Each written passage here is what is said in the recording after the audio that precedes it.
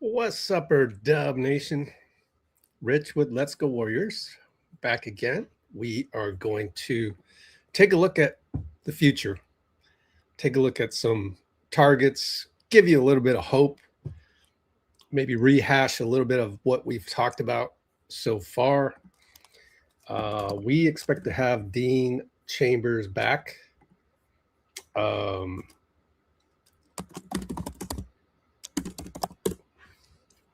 So let me just text him real quick. And let me pull up the back screen because we want to do a little cap sheet analysis, among other things. So let me pull up that window. This is our Discord, by the way. This is something I'll post soon, but I think a lot of aggregators are running a lot of old stuff. I don't know that Lacob with Andre and Evan was a recent thing. I'll need to look that up. And Dean is in the green room, so let me just reformat the screen while we're on this. And I'm going to turn my background purple so that it matches Discord. I'm going to enter Dean Chambers. Hey, Dean, is there any way to lean your laptop a little bit? Because you're the other way. There we go. Yeah. All right, let's bring on Dean and let's go back to this format. Dean Chambers. How's it going, Rich? All right. How are you? Okay? Yeah. Well, brother. Good to have you back. Yeah, again. Good to be back on. Yeah. Second time in the last 72 hours. Denzel's back in the house. Denzel, you can ask away on all the other names besides Trey Murphy this time. But yeah, let's put the stage back. There we go. One of the things I learned in the whoa. Okay. That's you or me? Yeah. Okay. All right. Okay, so let's just recap real quick what we did last time. If you go to YouTube, Let's Go Warriors and videos, or live actually.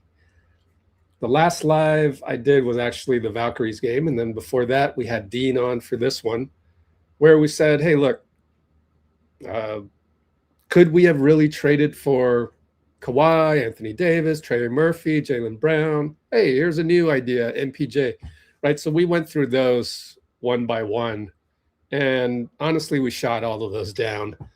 And the main thing is something we concluded, which is right here, this number right here, 85% of our salary cap sheet, let me say that correctly, 85% of our salaries are going to guys that, bottom line, we can't trade. Steph Curry, obviously, in case you saw the Sports Illustrated article, I need to warn you, anytime Sports Illustrated comes out with an article, it's likely very much clickbait. They are not the same publication they used to be before the internet. They are very, very, their brand name has been sold 2 or 3 times by now. And the private equity investors in Sports Illustrated have only one motive, is to drive clicks and resell the brand later. Do not trust Sports Illustrated. That doesn't mean that the writer, if you're a writer for Sports Illustrated, you're probably a nice guy. You're probably a good journalist. It's just that the motivation of Sports Illustrated is to drive you to click. So there was one article recently where this guy writes about the Celtics, and they said that, oh, I'm sure Brad Stevens has called the Warriors about Steph Curry. Well, I mean, first of all, that's an easy assumption to make because all the GMs talk about everything all the time. But actually, I would bet he's wrong because I think the 30 GMs of the NBA pretty much know that Steph Curry isn't being traded. Why? Because Steph is in a collaboration with Draymond and Joe Lacob and Mike Dunleavy to really try their best to get a 5th ring for Steph before he retires. It's a collaboration, and that's the part that everybody forgets. And they're already off on their tangent, throwing Joe Lacob under the bus. They can't roll it back to that fact. The fact that Draymond opted out and allowed the team to explore the possibility of adding LeBron with the non-taxpayer mid-level, which essentially was a salary greater than 3 times, almost 4 times what the Philadelphia Sixers got for him. For Draymond to then come back on a 1-year deal, no trade clause waived, and all of that stuff, that tells you that, yeah, this is a collaboration. That just doesn't normally happen. It didn't happen with LeBron. They sat down, the Lakers sat down with LeBron and said, hey, you know what? We're going to do a soft reset here around Luka and Austin Reeves. And we want to clear our cap sheet. And not only can we probably not offer you anything but the minimum, but it's in a way that's, you know, we'd like to just turn the page. Thank you for everything. And that's why LeBron chose Philly, because he still got that competitive itch and so on and so forth. So the Lakers, you know, that's not a collaboration with LeBron to be a Laker until he retires. Do you guys understand that by the comparison to the LeBron situation? So that's what we're dealing with here. And that's what Dean and I concluded. And with 85% of these salaries unable to be moved because Draymond's in collaboration, Jimmy's injured. So we already saw the Bucks didn't want the Jimmy contract in the Giannis deal in February, or the Giannis rumors in February. But we didn't get Kawhi Leonard. Therefore, the Clippers also didn't want Jimmy Butler. Otherwise, I think we would have done that one. We love Kawhi, right? There were strong rumors on that front. And I even did a scenario with Kawhi way back in April. And had the Clippers been willing to trade for Jimmy, I think we could have got Kawhi and LeBron in one fell swoop. But that is, you know, bygones. And so just to wrap up this intro, somewhere on the live here, you just scroll down and just look for Kawhi's picture in the thumbnail. And so back to the cap sheet, you go down this list, Kristaps Porziņģis, you know, look, he signed a contract with the Warriors that is only $3 million guaranteed for next year.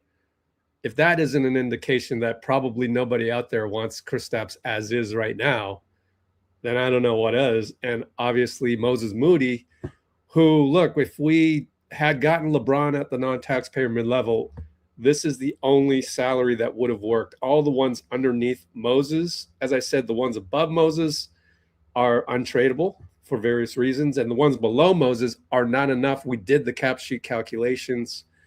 It would have required trading Moses out to get LeBron in. That never happened.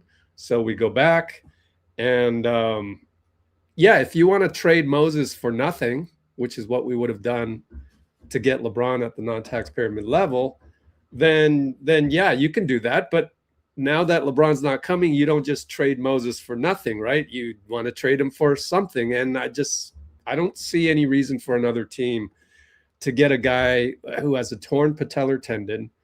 There's not a whole lot of precedent for that. There's not a lot of examples. The last one was, I think, Jeremy Lin, and that one didn't turn out very well. So why would you trade for Moses right now? And so our thesis for the last live stream that I did with Dean was that, hey, look, there really wasn't a whole lot we could do here unless you wanted to trade Porziņģis, but now you're talking about salaries that are very small to get something of value back.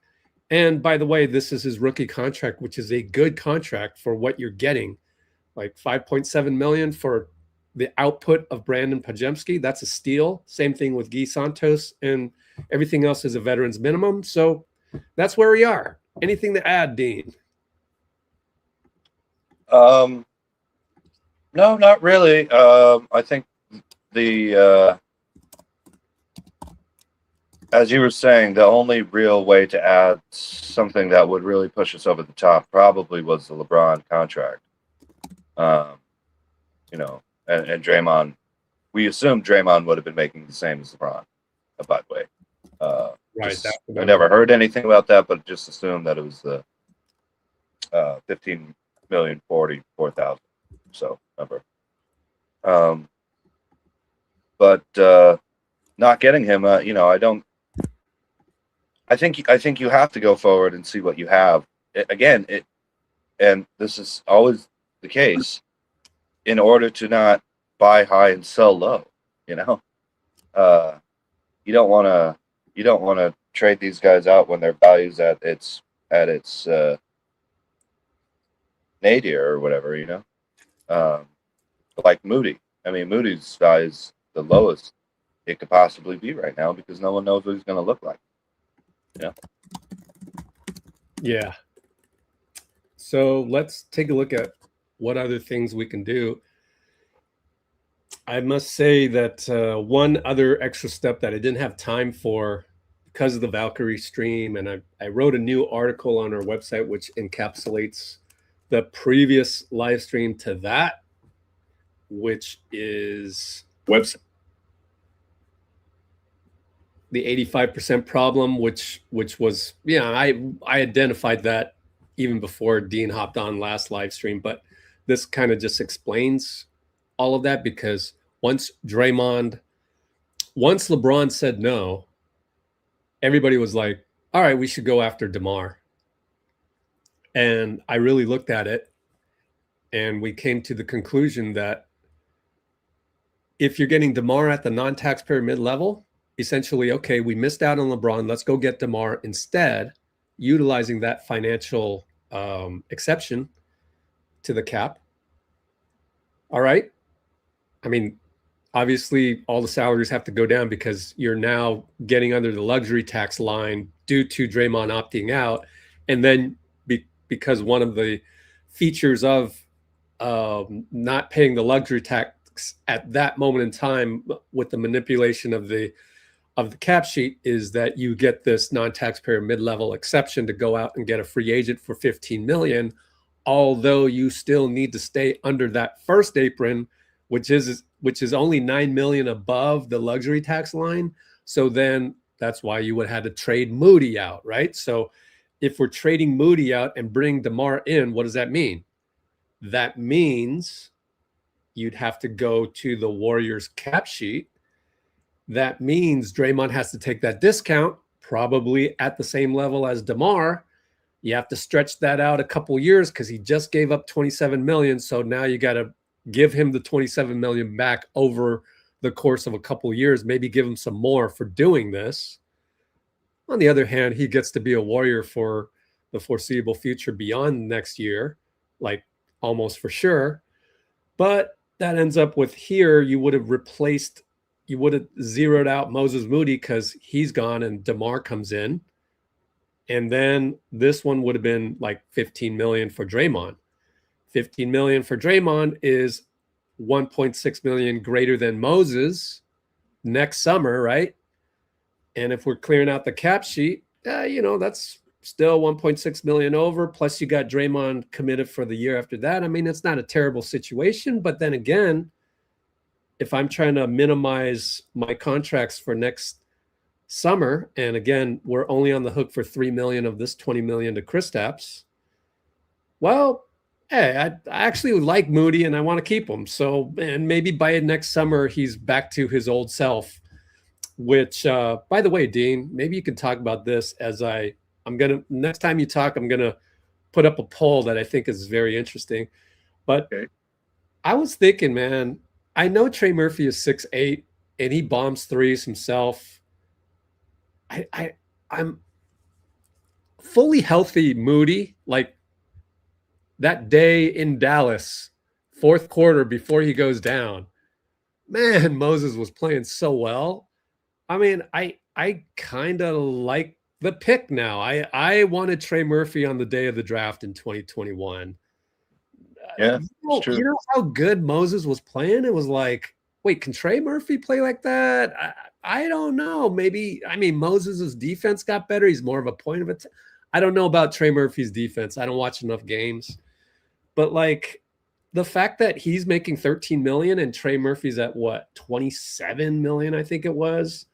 I mean, how many GMs out there wouldn't actually rather have, especially if the Pelicans are looking for a draft pick and they were looking for 3, which maybe now 2, and maybe by the end of it, they'll eventually trade Murphy for 1 draft pick due to, look, pretty soon, it's funny, but pretty soon, sorry, Joe Dumars, but Trey Murphy's going to be overvalued at 27 million because like guys like Peyton Watson are being talked about at just above the non-taxpayer mid-level.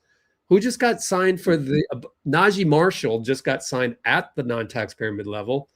Like the entire market is going down. We all know that Kuminga is having trouble getting a contract, and it was as low as 10 million for the Lakers like that, which in a normal year, I honestly think that's a slap in the face.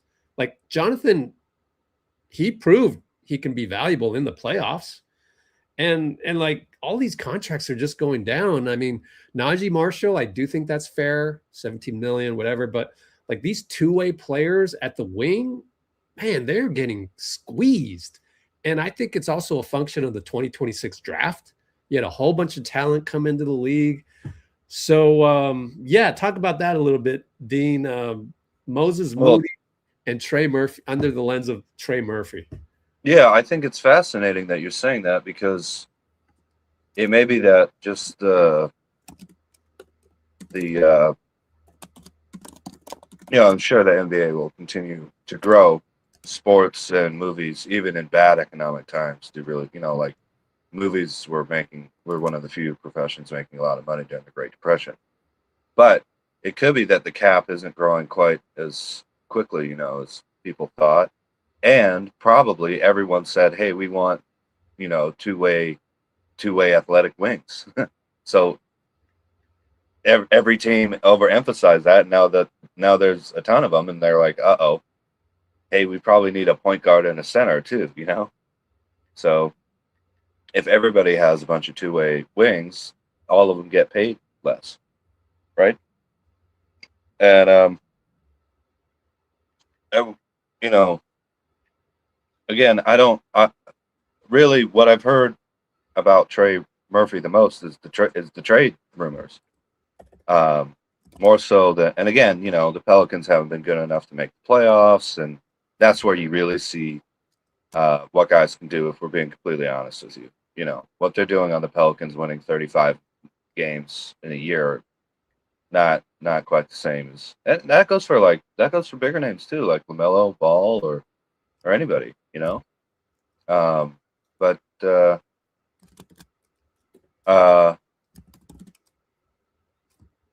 if we see Moses able to get back, and thankfully he's so young, he's so young.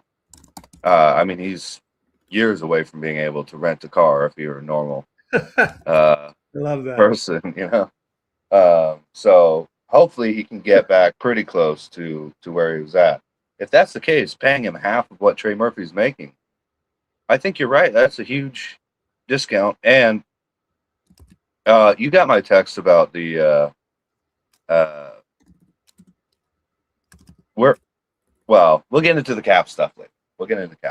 Sure. But preserving that and keeping this young core I think Yaxel's going to be a starter, but on the bench keeping this young core and Horford, it's not like we don't have any talented players around 25 to 30. I mean, Podziemski, Melton, Moody, Santos, Lindeborg. I think Porziņģis was born in 94, so he'll be 32 or so. But he's kind of an old 32, but it's still, they're not 37 or 36 or something like the other guys. So it's not like we don't have a good Will Rich. Yeah. So we still have some talented young guys on the team, I think.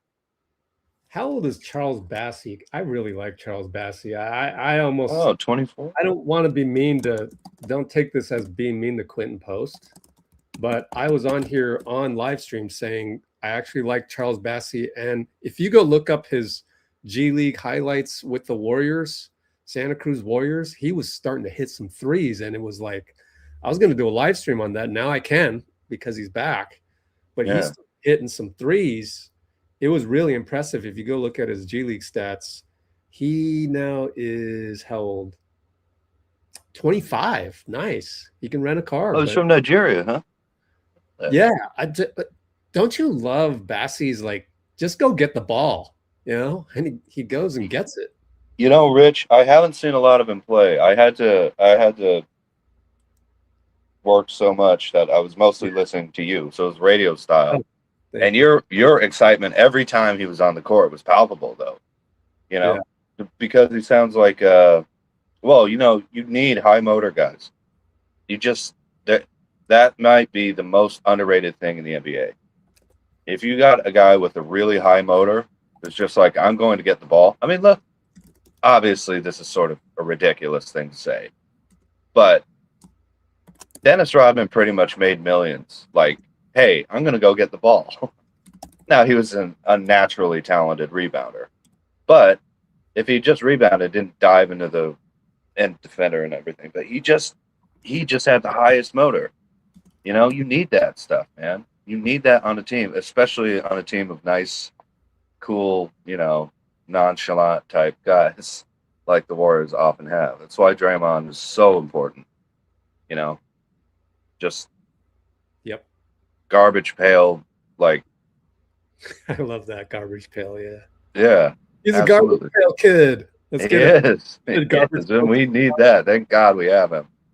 You remember the garbage pail kid cards? I love those. Yeah. Hey, so right now in the poll, and maybe you want to answer this in your own way, Dean. Yeah. Let me vote first. Sorry. I think I know what you're going to vote, but then now that you're going to vote, I'll know what you voted. But people said something else. Type in the comments. You haven't typed it in the comments, but okay. Like, is it better? I couldn't put a fourth one because you might have thought it was maybe better than the Jimmy record. Remember when we went 23-15 and Jimmy went down, it was a rough start. Like, we had to win 4 in a row just to get to 8 games over. And now, so the choices there, obviously you saw in the comments, I made a typo, but I don't want to start the vote all over again. The 451% is obviously 37 and 45, our record for the regular season. But luckily it says in the beginning 17 and 21. So what do you think, Dean? Let's see. Let me think about this a little bit. But what the reason why I ask is because one of the things we want to do on tonight's live stream is to look at February. Like, because if we suck, if we're worse than, and part of this is Steph. I guess I should have said, let's assume Steph is healthy. Oops. You know, because if you're voting the same 37 and 45, then you must be assuming that Steph is out half of the games, right? Because how many games did Steph miss in a row last year? Oh, a ton. It was like 20 something, right? Yeah. Why do you ask? Oh, just because because I think if he plays, we at least 500 in those games, and I bet we did not go 500. I know. That's why I'm gonna vote. That'd be almost 50 wins if it was 20 games. 500. We had healthy Jimmy to get us to 8 games over. I'm gonna say, just to be safe. I should have put one in between 500 and 23 and 15, but yeah, 550, because 23 and 15 is actually a 600 winning percentage, believe it or not. So I'm gonna say I'm just gonna say 500. That's what I would have voted, just to be safe. How about you, Dean? For this upcoming season? Yep. What are we going to be in January at the same point as when Jimmy got injured last year? Therefore, we can figure out what we're going to do at the February trade deadline in this mock-up. 38. Yeah, 38 games. I'll say 24 and 14. Yeah, that's pretty much equal. No, Yeah. you're consistent. You always look on the bright side of things, and I love it. I mean, look, your way of thinking got us Jimmy Butler, so and made us more confident about Jimmy Butler. So yeah, I forced Mike Dunleavy to do it, man. Exactly, you did. You said, yeah, you said do this or else. Now, so okay, well, if it's 500, okay, if we're 500. I still do not think we are going to trade Draymond Green at the February deadline because we have to assume Jimmy and Moses, they might be back, but they're certainly not going to be 100%.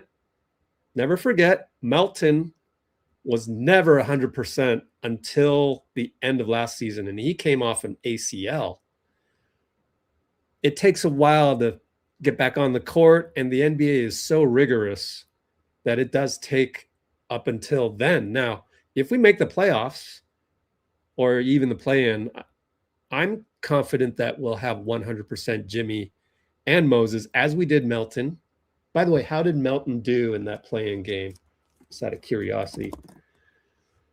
That's going to be hard to find in there, man. Oh, you're right. You're right. You got to look for the date, right? Yeah. Let's just estimate the date. While you're on, Dean, how do you search the date? I think you go to scores. We'll say April 12th, April 14th. Go to scores. Oh, here. Yeah, cool. Yeah, it won't show up there. Oh, there you go. Oh, man, Dean, you are awesome, dude. Oh, yeah. What was May 14th, 2026? Fun games. Maybe they had an extra day off, May 15th. Fine games. Maybe they had another day off? No way. Uh-oh. Maybe I just didn't scroll it correctly.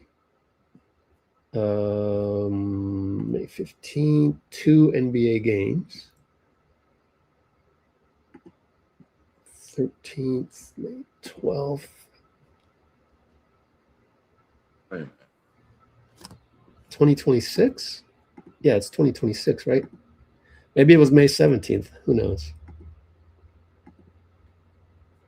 Cleveland, Detroit. That's the start of the playoffs, isn't it? Oh, man. When did the Warriors Clippers playing game occur? Oh, cool. We got a box score right here. April, my bad. That was in May. Yeah. Box score, DeAnthony Melton, -7, 4 fouls, 7 points only. So he had a mediocre game, but he had 3 assists, 5 rebounds, 2 steals. That's not bad. Okay. Anyways, tangent there. We are not trading Draymond Green in February. I would give heavy odds to that. Would you agree, Dean? Well, let's just think it through, trading him for who? Is that guy going to be similarly talented? Okay. Is he going to want to probably keep making $27, $30 million a year? Probably. Right? Yeah. Is Draymond going to open up cap space just like he did this offseason, next offseason? Keep him? Probably. Well, let's think about that. You're right. Let's think about that. I think maybe one of the situations, and this is a very niche situation, right? He's always beloved in Detroit. If Detroit were to flounder a tad, let's assume Jalen Duren comes back, so they're like full squad.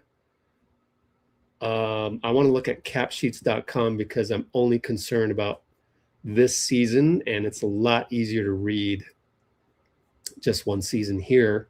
Here is on the back screen. There you go, guys. Humble the Pummel, by the way, great to have you. We love it when we get like more grateful fans on here. We're like the total opposite of Warriors Twitter. But thanks for being on. And Bay Area 8016 and Denzel Cicero. We're waiting for Bruce. Where are you at, Bruce? Yeah, Bruce. Yeah. Detroit could like flounder, and then how would they maybe trade for Draymond? We could totally see Draymond in a Pistons uniform, right? Let's just say that. Really? Why leave? Oh, you don't think so? I mean, just theoretically. But look, they don't really have a trade chip. I guess John Collins and Draymond? No. Yeah. Draymond to the Pistons. We're just okay. Let's put it in a vacuum. We're just looking at Draymond to the Pistons sometime next year. How possible is that? Regardless of the circumstance to get there. And I think even that trade would be tough to do because so first of all, John Collins, 17 million, then you switch over to Hoops Hype to look at the out years. And he's making 17 million next year and 17 after that. Why wouldn't you just, we don't want long-term contracts. We just don't. So I don't see a trade actually for John Collins, Draymond to Detroit at all. What's up with Duncan Robinson? Is he on the team? He is, right? Yep. Why is that in red? Legend. Restricted free agent cap hold? Oh, really? Let's click on Duncan Robinson and see what's up. I think he's pretty much on the team, right? Rumors. Yeah, I thought so. Yeah. Okay. And they need shooting badly. That's why they got Isaiah Joe. They were the worst team in the NBA on shooting. Oh, did it say Duncan Robinson's brother died? Oh, no way. Oh, wait a minute. Did it? Yeah, scroll down. Eli. In April 2025. Okay, yeah. Oh, he's been an advocate for mental health awareness. Yeah. Trooper. Okay. I don't see a scenario where Draymond can get traded to Detroit this season. It's damn near impossible, I think. Okay, so Draymond is going to remain untradeable. I do think, obviously, Steph is untradeable in February. Jimmy is not going to be 100%, so it's the same. Him and Moody are both coming off injuries, and you just never know how they're going to play, so there's no other team out there that's going to want either one of those guys. So really the trade chip is, and we didn't even talk about Horford. Probably nobody wants Horford's remaining 1 year. Yeah, we just assumed that at 40 years old, making $6 million, almost $7 million. It was. Yeah. All right. So the trade chip would be Kristaps Porziņģis, most likely. So who else is out there? Let's just assume that, it's possible that he might get traded in February. We got to do our due diligence in this live stream and check off that box of February. So let's go BK Ref salaries. And I don't know if you've got the ability to pull this up on your laptop, but then we've got to find another guy making 20 million or add up two guys to make 20 million. I think usually you're looking for a guy that makes the full amount, just like it was Kuminga and Porziņģis, and credit Shivansh. He actually brought it up in one of our live streams, one of our watch parties in January, that he goes, hey, look, Porziņģis makes the same amount as Kuminga and Buddy Hield. Maybe that'll happen. And at the time we were like, nah, because Porziņģis had that mysterious illness, still does. So, we got to find a $20 million candidate here, or add him up with, I don't know, Melton, maybe 27 million. Podziemski, 26 million. I don't think we're trading Guy Santos because that's a beautiful contract we got there. That's long term with Gee, $5 million a year seems worth it. Absolutely not. Yeah. And the problem with Podziemski is that you're talking base compensation calculation where you have to, like, I don't know if you can just trade him for that amount. And, he's got an extension coming. So we'll see what happens. This October 1st is the deadline we can extend him anytime. Next year, October 1st would be the deadline to say yes to that qualifying offer. So I don't know about this one, but it seems like hard to trade Brandon, honestly. And these are minimums. So, yeah, and we're probably not trading Yaxel. So before he plays? I mean... No, in February. No, before he has a chance to play in the playoffs or anything? No. Why would... So really, actually, when's the last time you had a lottery pick that was traded in February on the first year of their deal? Right? Yeah, I know. I mean, that seems exceedingly rare. I don't think anybody's ever been given up on. I mean, there was Andrew Wiggins, but that was due to LeBron wanting Kevin Love. So, and Kevin Love had that was an offseason trade. Yeah. Yeah. So I think the only trade chips at the deadline is going to be Kristaps and DeAnthony Melton. So, want to take a look at who's out there for 27 mil? So you don't think we're going to move Moody and Kristaps? I think Moody's off the table just because he's injured, and if we're moving him, then it has to be to a team that at that point doesn't matter that Moody's injured. So now So, but that would be 32.5. Gosh, it's which is Quickly, Suggs, DeJounte, Derek White, Pelicans, DeJounte Murray. Yeah. Oh, Julius Randle though. Player option. Julius Randle has a player option. I don't think I want anybody with a player option. I'm sorry, Dean, but I don't know. I get it because they can just opt in, and there goes our cap space. Yeah, there's just so many variables here, but at least we're taking a shot. Although, wait a minute. No, because if we got that, it wouldn't cut into the cap space that much, right? Because that text that I sent you, both Moody and Porziņģis' salaries were already included in that. So it wouldn't cut into it that much. That's enough to make a difference, though. It is enough, yeah. But we would have still $89 million to spend. But yeah. I'd rather have more than that. Yeah, I get you. I think for me, the other thing too is that I really am expecting, when Porziņģis is healthy, for him to help unlock Draymond, as I've said multiple times. But I just don't know what other true center can we get that can protect the rim and shoot threes, that allows Draymond to just. What's the position in football? Can't remember. I never watch. So, free safety? Yeah.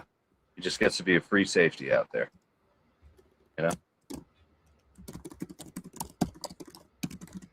All right. Yeah, I talked about Podziemski's haircut. All right. So Bruce has said without hair, with hair, pods will be traded with an emoji. So he's kidding. But I am also kidding when I said Darth Morrow has appeared with his Sith absolutes. Only Siths ever talking absolutes, man. They're the only ones to ever do it. Oh, look at all these! Boy, I should have put a timer on Bruce. No, just kidding. Bruce, he was reading Kamashoka. What is that, Dean? Kamashoka. Go. I have no idea. I don't want to read manga. I thought you would know. Draymond to retirement. What? No. He was saying that instead of the Pistons, I think. Last Dance Warriors. Just not exactly, but I hope we never see a dynasty ever end that way ever again. Maybe the dumbest decision ever made in the history of professional sports. Hey, Mike. Hey, Phil. Get out of here. We'll be fine. We're going to get Ron Artest. We'll rebuild. The sad part is But Dean, now the sad part is that people continue to find ways on Warriors Twitter on a daily basis. But people on Warriors Twitter continue to find ways on a daily basis to throw Joe Lacob under the bus because they're fraught with emo, and they are comparing that, what you just said, Reinsdorf and Krause saying, we'll be fine, we'll figure it out, we're geniuses, see ya Mike, see ya Phil, and they're saying that's what Joe Lacob is doing or has done. Fraught with Emo was my first band name, by the way. I didn't know you had a band. Honest. Well, okay. It's one-man band. You know. This is not The Last Dance. This is not the reincarnation of Jerry Krause into Joe Lacob. R.I.P. Jerry Krause. Yeah. But like, it's not going to happen that way because it is a collaboration with Steph and Draymond and Mike and Joe, and you're going to see instances of that. If Steph does not sign an extension until next summer, that will be another indication of that, even though we're going to get all these rumors. It's going to be clickbait season if that happens, because then everybody's going to say, oh, Curry to Charlotte, Curry to, fill in the blank. But in reality, it's just them in the back room saying, Steph, really the best thing for you, assuming you trust us, which they do, they don't even have to say this, that we would never trade you, is that, and we would maximize your salary as much as possible, is we need to see where our cap sheet is at the end of next summer, which also we need to see everybody else's cap sheet so we can figure out who to target. And then we'll go from there. And I'll bet you Steph will be in the meeting and go, hey man, you guys need me to take a discount a la LeBron, and it makes us better. It makes us championship contending. I'll do it. I want a fifth ring that badly. And then they collude and they try and figure out how to do that. And that's when Dean was texting me ideas. I love the fact that Dean, you suggested that what if Steph, Draymond, and Jimmy all took LeBron veterans minimum discounts? We should do a cap sheet on that, and we'll do that some other live stream because we can't fit it in this one. But that is an amazing idea. I love it. It's just like you need to be in a state of mind where you're inspiring people, where you feel grateful for the team, and you're looking at another situation and think of how grateful Sixers fans are that LeBron did that. Absolutely. And now you're applying that to your current situation. You're like, oh wow, what if we use that model? Oh man. Think of all the guys we can get. Now we're going to name some names, just like Denzel mentioned. Cat, there, it's in the thumbnail. Jokic. Well, let's just say too that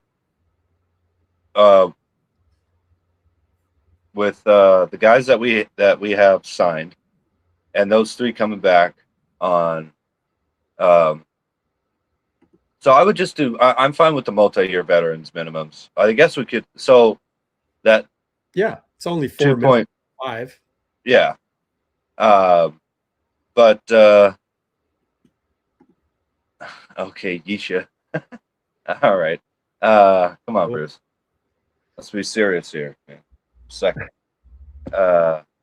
We came up with that, at least the math that I did showed that they were about just around $91 million under the cap. Right? But meaning that you could sign two players to about 45 million, or one player to 65, another player to 25, 60, 30, whatever, and you would still have the non-taxpayer mid-level available. Right? Yep. Which is 15 million this year. Soon it's going to be 16, 17 million. Oh, we're going to have the non-taxpayer mid-level available. Yeah. No doubt. And $90 million in cap space, if that is necessary. So even if it's not Jokic or somebody like that, that's a lot of talented players you can split that into, because you don't have to spend it all in one place. And I'm not sure there's any other team with with 5 Hall of Famers on it. You would assume, right? Because those three going to Hall of Fame. Horford's going to Hall of Fame. I think Porziņģis with his international career is probably going to Hall of Fame. That can open that up that easily. The risk is Steph's not under contract. You know, that's a risk. And that makes this sort of a prove it year, you know, for the organization. Because if things go really badly, you can't help but feel the way you feel. You know, I'm about to be 40 and this team sucks, and yeah, we might have the cap space and everything. But that's a risk. That's a risk you have to take in order to get the reward of potentially, you know, pretty much being able to offer any player in the NBA a full max. You know, I mean, obviously you can get a little bit more if you stay with your own team. Talk about Jokic. But the difference is minimal compared to the amount of talent that you would realistically be coming to play with in Golden State. Yeah. Those Hall of Famers are old, though. Really? I don't think anyone's ever mentioned that, Bruce. Which ones? Our Hall of Famers or Cat or Jokic? Our Hall of Famers. Oh, okay, gotcha.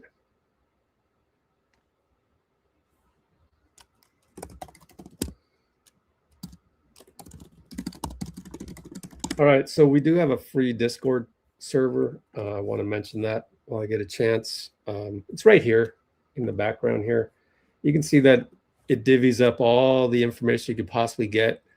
Now, these are the feeds for the VIP, so that's $5 a month, and you get all the feeds from NBA journalists, which, you know, even in the offseason, there's still some stuff coming through. But I've divvied it up into like Warriors news. Here's Mike Brown at the Niners camp because Tim Kawakami is a Bay Area reporter. So you'll get Bay Area guys, and you'll get the most important NBA guys like Michael Scotto, those guys that break news. You're not going to get like local beat writers. I guess Michael Scotto is local to Brooklyn. He's appeared on the Brooklyn Nets network and whatnot. But yeah, so this is a great way to get the most important Warriors information. Sometimes it's extraneous. Sometimes I got to prune stuff. Like the NBA base is an aggregator, probably some kid running it. Sometimes he throws things out there that are just not helpful. So I may or may not delete that. But here's something that's good, you know, uplifting update on Greg Popovich. Like, so that's the upside of some of these aggregators that we follow. So it's very Twitter based, but you don't get all of the like nasty replies, because I'm sure every tweet goes out there, there's going to be something that someone absolutely needs to quote tweet or reply on and whatnot. Here, this is more curated. This is like every post that I post, plus a few little extras like what's something recent. Here's Andrew Wiggins. I thought him doing this commercial for Peak was hilarious. But like, let's see. Here's one that I didn't put in the free section that's only for VIPs. This is what it's like when Draymond is sitting next to you courtside at the Valkyries game and they come and show you on the Jumbotron. Please make some noise for four-time NBA champion and Golden State Warriors forward, my favorite, Draymond Green.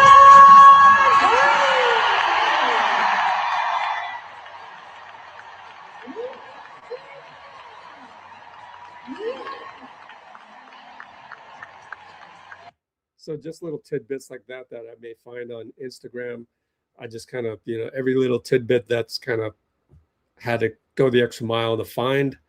Those are for VIPs. Like I said, if you go down here to like Draymond or Day, you'll see that it's requires VIP access. But then there's other stuff about Draymond, like automatically posts Draymond Green show posts. So like, this is just a great place to organize all your Warriors information.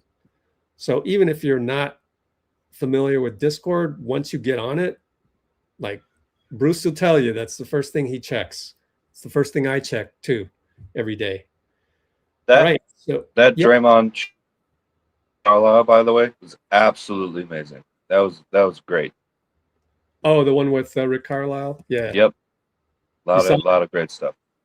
Awesome.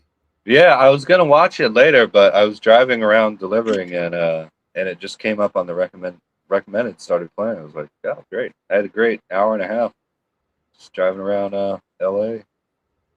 Listening to Dre and Carlisle talk. It was beautiful. Yeah, and Humble the Pummel is talking about Twitter. Yeah, I've pretty much given up on Twitter myself unless I absolutely need to research something, because everything comes in through Discord, our Discord server. Mhm. It's actually better in terms of like some of these ones, like I'll follow a journalist, and the best part about this, on the Discord server, I can make it so that an aggregator like or a journalist, sometimes they get a little tweety and opinionated with their own tweets, but then they'll post a video from the arena that they're at, and they're walking by, I don't know, Luka Doncic or something. Well, you can make it so that the only tweets you get from that guy are the videos. So that's what it's just perfectly culled into this Discord. All right, let's get into it. Yeah, let's do it. Bruce says he does not want Cat or Jokic. What? Why? I don't get that. Yeah, I don't want Jokic on the Warriors. We might have to ban you for that one. What are you talking about? Yeah, I don't get it. Facebook, huh? I just can't get myself to use Facebook. Anybody else don't want Cat or Jokic to be added to our squad? Because maybe we'll, I don't know what else there is to dive into. Actually, I did skip real quick. I noticed the name that might make sense contract-wise for Kristaps and, oh no, it doesn't add up. Tyler Hero, $33 million. That's a little bit too much, honestly. So you got to go all the way down to like 26 million. Because look, we can't continue to aggregate more and more salaries on that. It just doesn't make sense unless they wanted Moody. I guess they could take Moody. Wait a minute. Why would we do that? What about Wiggins? Sorry, but he signed for more money next year. That was the strategy. Oh, did he? Oh. See this? 30 million. And again, 30 is hard to get to unless you're sending Miami Moses Moody, and I don't think they would want to do that because they want to win. So why would you take an injured player or somebody that just came back from his injury? But Andrew is going to take a discount next season. Even look at Andrew. I mean, he's down to like above the non-taxpayer mid-level. Yeah, just barely. All of these wings are just middle class, bye-bye. And he used to be upper middle class. Who's the 30 million one right below? Jalen Johnson. Oh, sorry. Jalen Johnson of Atlanta. Yeah. Yeah, these wings, man. There's just so many of them now that Let me do this. Just getting squeezed. Yep. Crazy. Look at Devin Vassell, 25 million. Man, he really played himself into earning that, which, San Antonio's got some things to worry about coming up, but it was good that Victor took a discount. Saves them about 10 million on the cap sheet every year. Yeah, all the stars are taking discounts too. I forgot about Victor. I feel like that's a good sign for us, right? Absolutely. And thank you, Jalen Brunson. Absolutely. If you have trouble with our Discord, feel free to email me, rich@letsgowarriors.com. Very easy to remember. That is one problem with Discord, is it is so not intuitive. I have problems with it, and I have an engineering degree from Berkeley. Like it's very confusing sometimes. So I was thinking maybe I would poke around, see if AI could build me an app based on the Discord. I'm not sure. It might actually be technically easier than anything. Jokic took almost all the money of the Nuggets. No, he didn't. Also, that's what then, the best players are supposed to do when they're like 30. Oh, Like, Bruce. it's like Steph took all the money of the Warriors, like in 2017. Like, yeah, good. I don't get it. That's again why the Warriors are different.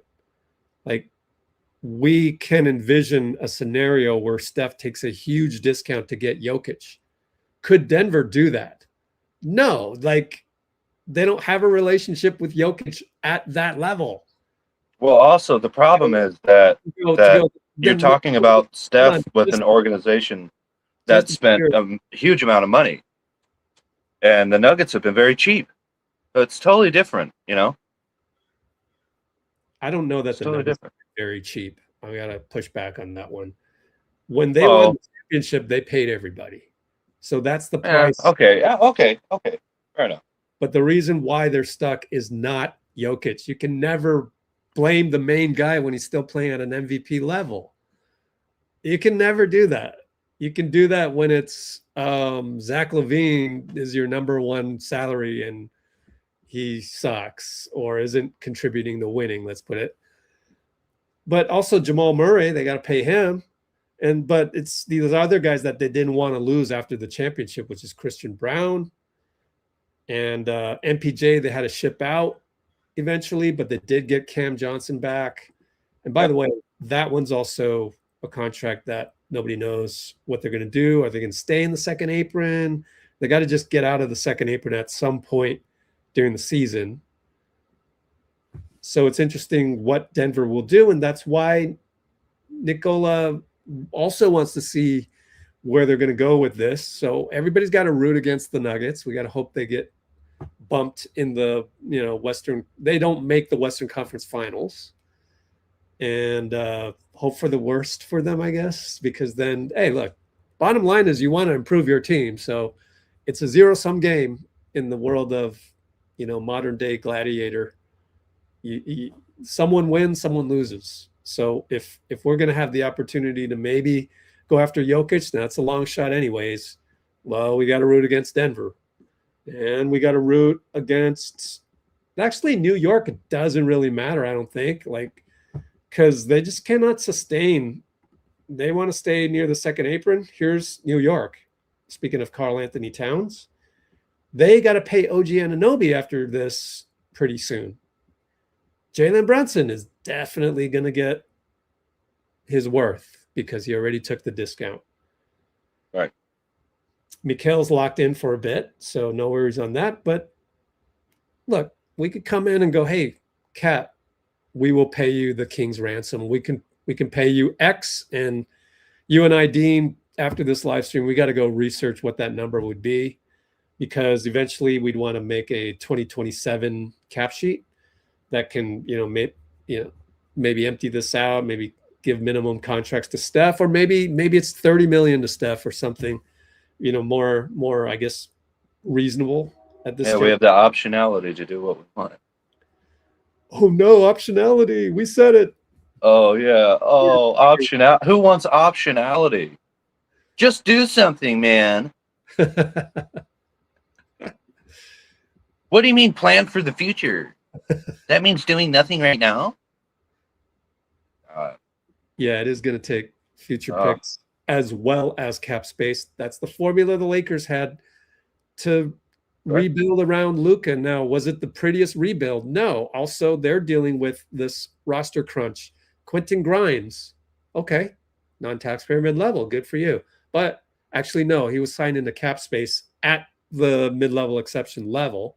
So he was market value. He deserves that. But Colin Sexton, they got on a discount. And I'm sitting here going, man, Colin Sexton, he should be worth $15 million out there. He's only getting the room mid-level of $9 million. And we'll have that. We'll have the room mid-level. We can go get somebody for $10 million as well. There's just a lot of options when you stay under the cap. It's like, good for you. You stayed under the cap. Here's an extra exception. And, you can do that. You can sign your own free agents and go over the cap, things like that. So I think we got to stay on course for clearing cap space for summer 2027, because hitting the soft reset button next summer is the best way to get Steph his 5th ring. That's the other conclusion we came to. Messing around with this and forgetting about how long contracts go for, don't be like Warriors Twitter. Warriors Twitter can't see past the next year. They think contracts just go on and in perpetuity. Perpetuity. Yep. Thank you, Dean. Mm-hmm. And they're unable to understand that this contract might fall off here, that one doesn't there. You know, that's why you don't go out and get Trey Murphy, because he's still going to get paid year after year after year. Although at the time he signed the contract, seemed like a discount. Things change fast in the NBA. All of a sudden, like we said earlier, is 27 million really worth it? And the next year, 29 million. The next year after that, 31. Like that could hamper your optionality again for future roster tweaks. And if you were to have traded for Trey Murphy, you would have lost at least 2 draft picks that you kind of need, just like the Lakers needed to pry Walker Kessler away from Utah. Now, Kessler isn't like an all-star. Okay, that's fine. But they got the piece that they needed to put around Luka. And one thing that never really gets talked about, Dean, is that honestly, you don't need a ton around Steph. I know that the Clippers playing game is kind of like a flash in the pan. 2 days later, they look like their normal old selves, let's call it. Okay, all right. So then let's go get guys that are younger and that can go through the 82 game grind. You're going to hit the reset button, soft reset, and you're going to try and go get some young guys. Our guy of NBADraft.net, Eric G, totally DM'd me out of the blue, and we were talking about it as well. And I loved something that he brought up. He said, we need to go after guys when we clear the cap sheet and go after these free agents, just like the Lakers did a month ago. We need to get some guys that are 25 years old and younger. I love that. Same thing with the Lakers kind of did that. What were you going to say, Dean?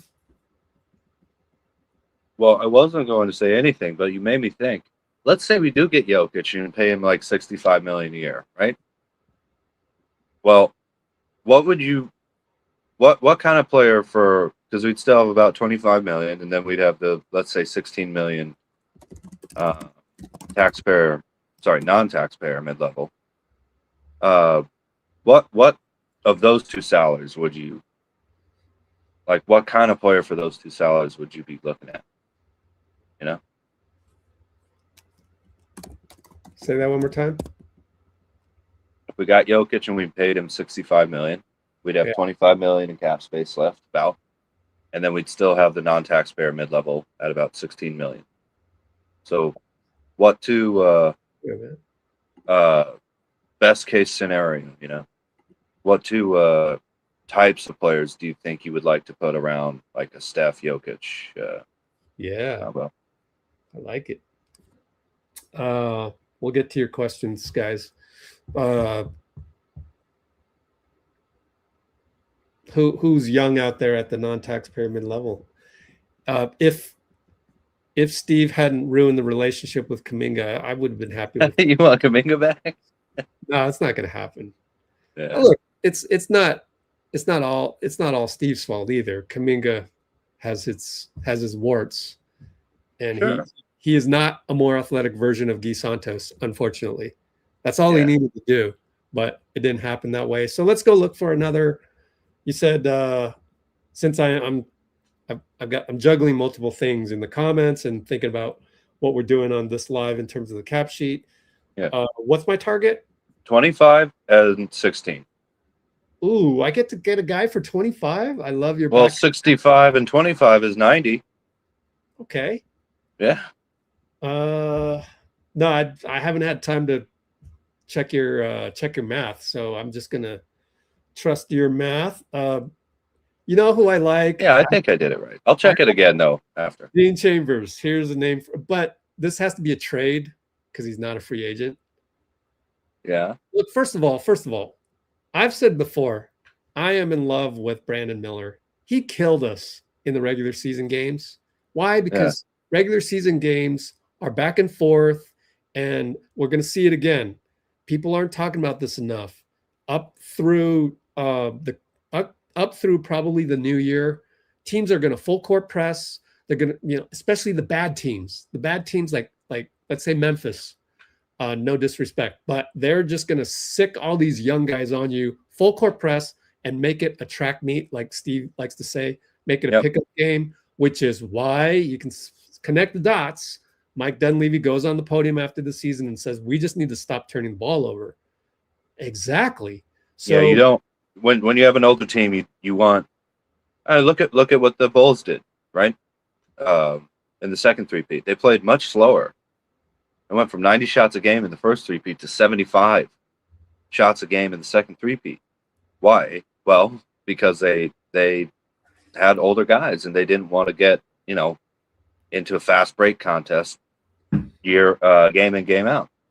And so I totally agree. Those turnovers and making the old guys run, that leads to more mistakes on offense, which leads to more turnovers until you just have to take them out. It's a compounding issue. So sorry, not to jump on what you were saying there, Rich, but I absolutely agree with that. Can't get into a fast break contest. I have fallen in love with Brandon Miller. Mm-hmm. He was the number 2 pick. So is Charlotte going to be committed to keeping him? I mean, who knows, right? Who can predict? Well, I think they will be, because LaMelo, they traded LaMelo, and it's Miller, Knipple, and Kobe White. And Kobe White. Kobe White, that's right. Yeah. I think that's going to be their 4-3. We'll see. They've got Naz Reid now. And Reid. Yep. Grayson Allen is not a bad player. You just never know. But if there's a chance, we could pry Brandon Miller now. That's a totally biased pick for me. But it is an example of a guy that's going to be a restricted free agent. Yeah, that's a team option, right? Qualifying offer. So qualifying. Restricted free agent, a la Peyton Watson right now. And similar to JK the year before that. Also Mathurin, I believe, is a restricted free agent right now, which is, causing delays. And, that's how do you avoid these delays? You just come over the top, just like the Lakers did. So look, here's how we do it. Let me go to the Clippers to look at Mathurin real quick. Let's look at 25-26. $9 million. Okay, so yeah, that was rookie contract. Let's look at cap sheets and close this loop off. Check out there it is. Yeah, he's got to be restricted because there's a cap hold on him right now. So that's what I was looking for on the capsheets.com from Yossi Goslin. But what I was saying is, so Brandon Miller will be a restricted free agent, just like Peyton Watson is right now. The Kuminga situation is a little bit different. They're all market constraints, second apron type stuff. Yeah. But I think anybody that is a restricted free agent is potentially a target. Eric G mentioned, guess who he mentioned? Obviously, it's someone from the 2023 draft. So let's first of all pull up another sheet for that. Who do you think he mentioned? Scoot? No, but I like Scoot as well. And he played very well in the playoffs. Yeah, that's another guy. Thankfully, the 2023 draft was a good one. Yeah. Yeah, this is the old second draft that you're talking about. Here's my Brandon Miller. Yeah, I mean, look, NBA GMs know this. Everybody knows it. So we're just doing the secret thing that they already know, that we're trying to get out to educate Warriors fans. Okay, so who do you think Eric G wants to poach in this manner? Amen Thompson. Ding, ding, ding, ding, ding. Yeah. Congratulations, brother. Hey. If Houston. Well, I agree. If we can do that, man. Yeah. Speaking of which, let's talk about Houston for a sec. Yeah, there was another guy in Houston I kind of thought we could get. Can't remember his name though. Is he tall and slim? Yeah, they all are. No, actually, speaking of which, let's do the other tall and slim guy that was on this list of salaries. I've always liked Jabari Smith in a Kerr system. I don't think he works in an Ime Udoka system. Ime's system is more bully ball, and it's just bully ball. That doesn't fit Jabari's personality. They didn't play him a lot in the playoffs, did they? I don't know about playoffs, but yeah, it was, yeah. I don't even know if he was a starter or not, but, you know, he's always that.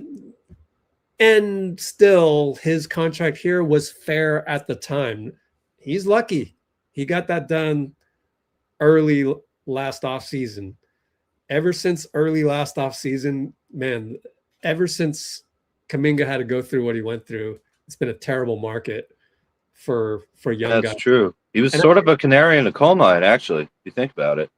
2026 draft, man, I swear that has something to do with it. I granted tons of combo guards, so not really, but that did affect Anthony Simons and Colin Sexton. But like, it affects everybody when you have that epic of a draft. Now everybody, all the GMs are thinking, "Ooh, yeah, we're gonna build our team cheaply." Also, you know, another thing that hasn't been mentioned, another reason why I think Jonathan's having trouble is his archetype. See, what's happening is teams and GMs are starting to realize, and this has been said by Yossi Goslin and Sam Quinn, that to build a team, you need to have the other pieces. It needs to be a full squad, just like OKC's doing, just like San Antonio has done with kind of a deep squad. Yeah. And to do that, your guys in the middle need to actually be a little bit more Guy Santos like. So the more you have guys like, think about it, Jonathan Kuminga, who else is like that? Benedict Mathurin, who else is like that? Cam Thomas, who doesn't even have a contract yet, right? Cam Thomas. Yeah. Like these guys that are ball dominant and not really combo guards, like at least combo guards can play make. We're talking about the Kumingas, the Mathurins, and the Cam Thomas. You give them the ball, could be a black hole situation. At least that's what we used to call it in pickup. So not all the time. And I'm sure Jonathan was mindfully trying not to do that, especially with Atlanta, especially during the 2 wins that they had. He was looking good. But hey, if you're known as a guy that needs the ball to score and there's nothing else that you really, you know, you're not a playmaker, I think your salaries just got slashed. It's like here's some layoffs. It's like Silicon Valley. We're going to lay off these types of people. So, yeah. So that's the thing on there. Well, I also don't think you could do a Heatles type thing either, you know, where you just have D Wade and then you add 2 big free agents, but then you sort of build a lot of the rest of the team sort of on veteran minimums and things like that, you know. Philadelphia, they got LeBron at a minimum, so that's not really a Heatles situation. Nope. And they lucked into Jaylen Brown, honestly. Exactly. I have no idea what Brad Stevens is thinking. You know. Well, we kind of do, but then still could have waited maybe a little bit longer. Who knows? Maybe just felt like Paul George, one less year for Paul George, and Paul played well enough in the playoffs that he felt that, okay, you know, because they were going to be 74% of the salaries. Back to Jabari Smith. Now, one thing to add to my theory on the Kuminga, Mathurin, and Cam Thomas types, Jabari can shoot the 3. And those 3 other guys that I mentioned, they don't shoot threes. That's the problem. So I like Jabari as a potential trade, but then again, he's signed for long term. And if I had to choose between improving the team in February or just biting the bullet and hitting the soft reset button for the utmost maximum roster you could give Steph on a fifth championship run, perhaps, I'm going to do that. And I'm not going to bring on any more salary until the offseason. And you could theoretically sign and trade Podziemski for like 20 million and send them a pick or something for Jabari, right? So again, optionality in the summer of 2027 more so than February. Okay. Answering a question here. Yeah, could we sign and trade Podziemski? I guess it'd still be under the first apron, wouldn't we? Yep. Yeah. Wow. Okay. Yeah, I hadn't thought about that. That's Kelly Olynyk, Brendan Williams, Gabe Vincent, Dalen Terry. Wait. Let me just answer this real quick. One last thing on Kuminga. Oh yeah.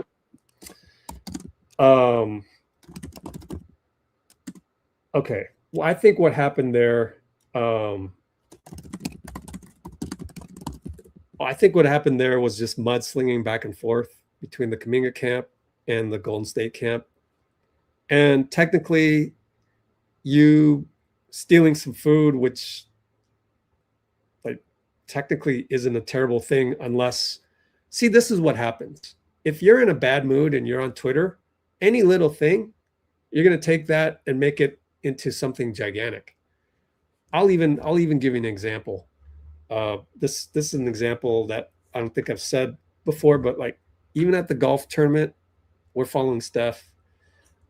Sometimes there are some rude patrons at the golf course, but these are the ones that have set up their chair, have been sitting in the chair for hours, waiting for Steph to come around and other people, whoever they may be. I mean, like there's other celebrities there, Alfonso Ribeiro, whatever.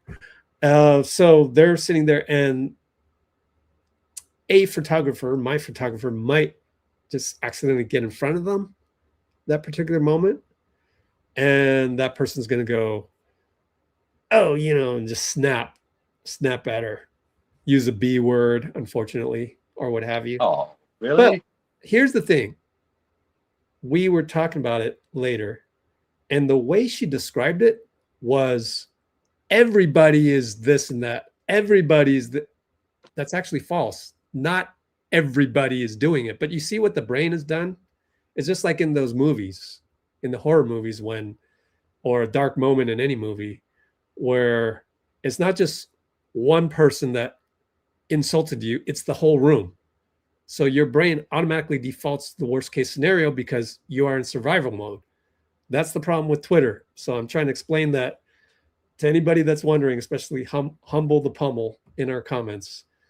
That's why when someone mentions something otherwise innocuous I won't say innocuous, but relatively minor, as taking food that was on the table anyways, and like it's going to get eaten by somebody, like, or it's just going to sit there and get thrown away. Like, that's not really a big deal, but it is a big deal when you know that if I tell Anthony Slater that will get into ESPN and these crazy people on Twitter will turn against Kuminga's camp and we got you because you were telling the media that Steve Kerr is a bad coach or what have you. Well, however that went down. So that's just mudslinging. And that's why exactly the whole Jonathan thing went the way it did. Anything else? Well, I think people are like imagining them putting like macaroni in their purse or something, But on the other hand, if you tell someone food is free, I mean, we're only mammals, Sometimes you hear free food, doesn't matter how much your son is making. It's like, hey, let's not let this go to waste, Was it reported what kind of food it was? I mean, look, I don't know. Slater knows exactly what's going on. He's just being the messenger on both sides. And if he doesn't relay that information, well, I mean, it's his insider contacts with the Warriors front office. He doesn't want to burn those bridges. You can't show favoritism. He has to write that. He can't do a follow-up question and go, well, what kind of food was it? Was it, Chef They Michael? took the casserole. Oh, no.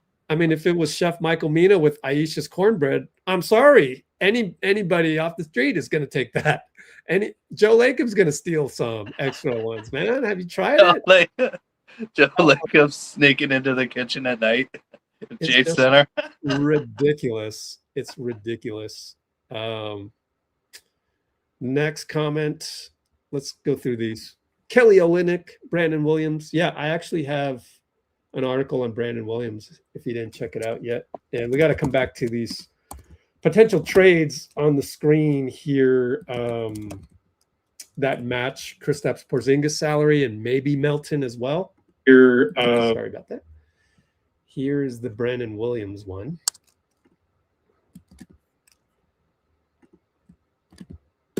Brandon Williams is a close buddy of DeAnthony Melton. In case you didn't know, they played together on Crespi High School. They won a state championship together.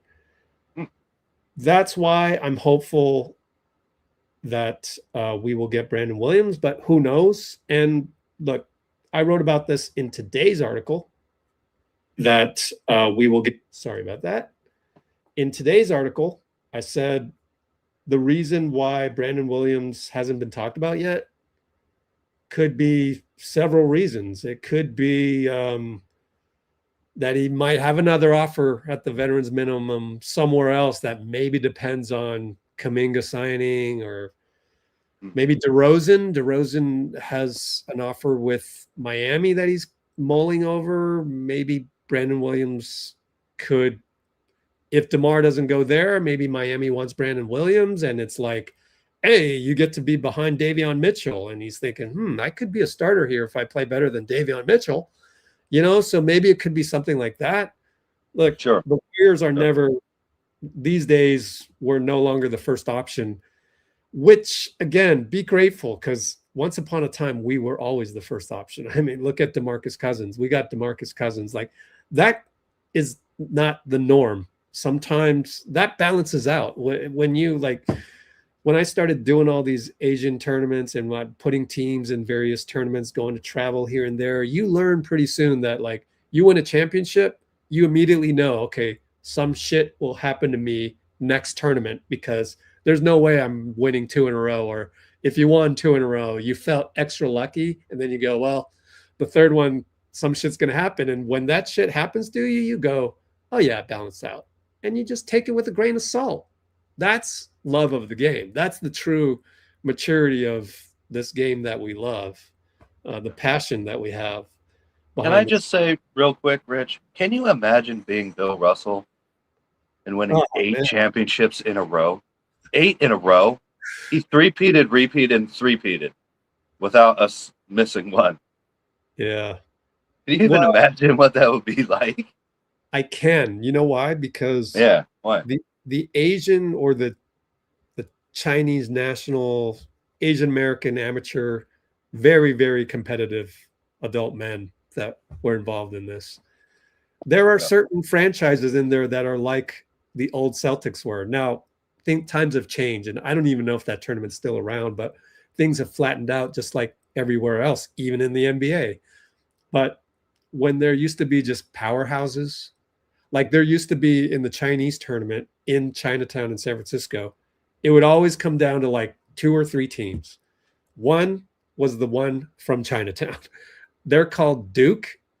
I don't know why they call themselves Duke, but it was kind of intimidating because Duke University has always been dominant.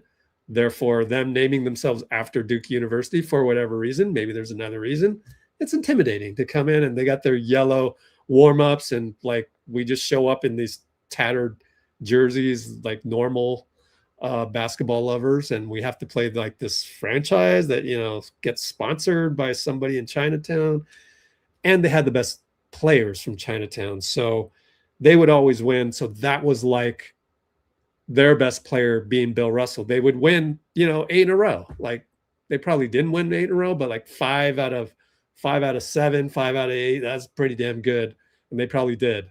Now times have changed. I don't know if that's changed since then. I didn't bother, and never was able to win that tournament. Although we had a good couple runs, and years have passed, and you just look back and you just kind of appreciate that, even though you lost. And that's the part that Warriors fans on Twitter, usually they don't have that experience, or they don't want the experience because they're just so caught up in their outrage that they can't look at basketball in a way of, oh wow, I learned a lot from the game. I got to experience a lot, and that was all worth it, even though I lost. That mentality is damn near impossible when you're in survival mode.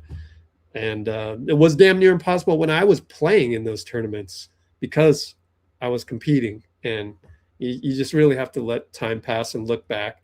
And so now you can look back and you marvel at things, you just appreciate. So yeah, I love that you somehow brought back Bill Russell, your all-time favorite, one of your all-time favorites, to definitely your all-time favorite defensive player, to this podcast / live stream video of the Warriors. Amazing. McClymans, USF, True. legend. Yeah. True. We got to get to the Olynyk and Brandon Williams. I talked about. Yeah, of course. Yeah. Olynyk. All right. So I hope it's Brandon Williams, but I would think that Olynyk is right. If we don't get B Will, then let's go get Olynyk. Then I'd be happy with that. I think Gabe Vincent is a little bit too old for my taste. I mean, I'd get it if it was Olynyk. And then all the other younger players other than Brandon Williams out there, I don't know. Who's out there? Jeremy. Oh, what's the Dalen Terry? It's the other one I mentioned. Dalen Terry. Oh, you mentioned him? Okay, we'll look at no, it was William Her. Oh, okay. I don't know anything about Dalen Terry, but I saw someone advocating that on one of the Warriors blog sites or whatever. I can't remember which one. Well, look, I'm sure Dalen Terry is a young player because I don't know about him. I love young players at this point in time. I want to develop our own young players, so I would be for that. And that's a 6'6". Oh, I love Arizona 6'6". Arizona, there you go. Yep. Age 24, yes. So I got Dalen Terry number 2. Thank you, William. I'm glad you brought him up. I don't know if he's worth a regular contract, or can we get him on a 2-way? Can we just sign him to Santa Cruz, maybe Exhibit 10 contract? I don't know. So we'll see. But hey, I am like Bruce. I will agree with Bruce, the Sith Lord, on some things like Kelly Olynyk is 35. I know Bruce does not want older players. Yeah, me too. Unless they're named Jokic or Cat. And Gabe Vincent is 30, but he's not like a terribly athletic guy and a speedster. Gabe Vincent's only 30 years old. I know, right? He plays like he's older than that. And that's yeah. But thanks for bringing those up. I like it. I think we'd have to ask Jimmy what he thinks about bringing Gabe Vincent back. Ooh. Went to the finals together. So, I want younger players. I'm sorry. I want younger athletic players. I'm sorry. Yeah. Oh, I understand that. Sure. Oh, who's that dude? Cruz. Any relation to the actor? What's his name? He's been in some funny commercials. Terry Crews. Oh, Terry Crews. Oh yeah. It kind of looks like him. No, I don't know. Apollo. Oh, I can't tag you anymore. Any relation to Terry? Just having fun. We'd have the same fun in the basketball gym on this. Let's see. DeRozan had a quote recently, getting back to his roots. I think he wants to go back to the Raptors. Interesting. I wouldn't be surprised. What's up, Elijah? Yeah. Especially since it looks like the Raptors are going to what? That might be what's delaying DeRozan. He might want to go back to Toronto, but he's waiting on the Kawhi thing. That could be. Oh, well, I haven't. Like, hey, man, Love that. We need to know what's happening with Kawhi at some point, right? I know, right? Can you is he? They're not going to suspend him because he wants to be paid to not work. You know? So are they going to suspend him without pay? Are they going to void his contract? That means we should keep, we should keep a little bit of that open in case we can get him as a free agent. Apparently, if you trade for Kawhi, some of the potential responsibility of the aspiration thing might come with you to Toronto, even though that should be on the player, because that organization didn't do anything. Yeah. That was the Clippers. So, like, what's happening here? We need a resolution to this so the NBA can move forward, man. Just kind of crazy. Unless there's more to drop. There might be more to drop, They might have uncovered other stuff. Yeah. I don't know. Pablo Torre, he came out the other day with even more secretive Kawhi dealings. They were involved in the Rhode Island Football Club. Yeah. It's kind of making that connection of, hey, you see him doing secret dealings? Here's another one, that kind of thing. Yep. Other than that, I didn't want to peel the onion any further. We got to get through this type of stuff. And, I still want to do a cap sheet of summer 2027. Mm-hmm. So hope you're available for that, Dean. We'll see. It doesn't have to be in a couple days. We can wait on that a little bit. Yeah, sure. Whenever, we'll figure out the schedule. Definitely. Here's a quick one on LeJay Jones. I think LeJay will get either a two-way. We have one two-way left out of the three. LJ and Malavai being the other ones. I should go on another tangent.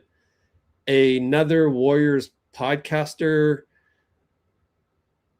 said or nearly demanded, you know how these guys are, that LJ get a regular contract. We talked about this last time.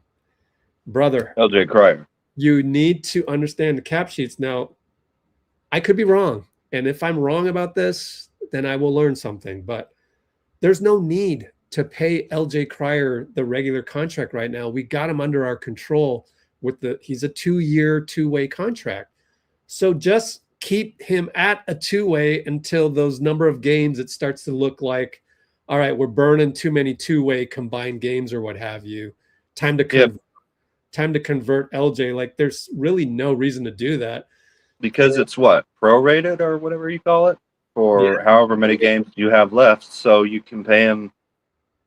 There's absolutely it doesn't affect the salary cap like signing a person to the rookie minimum. Now there's no need to do that. No, there's no need to do it. Williams, you would need to give him a regular contract because he's already spent enough time in G League, or you could give him a two-way if that's all he's got, right? So you're weighing these things. So it's never. That's one of the reasons Pat Spencer, I think, isn't coming back. Yeah, because Pat read the tea leaves and he goes, "Oh, Phoenix, you want me for a two-way? I'm there. Thank you. I didn't think I was going to get one, or I wasn't. The options were starting to get thin, and we're on Pat Spencer right now. After he signed the regular contract, his play level just went down. It's just too many turnovers and couldn't make the 15-footer.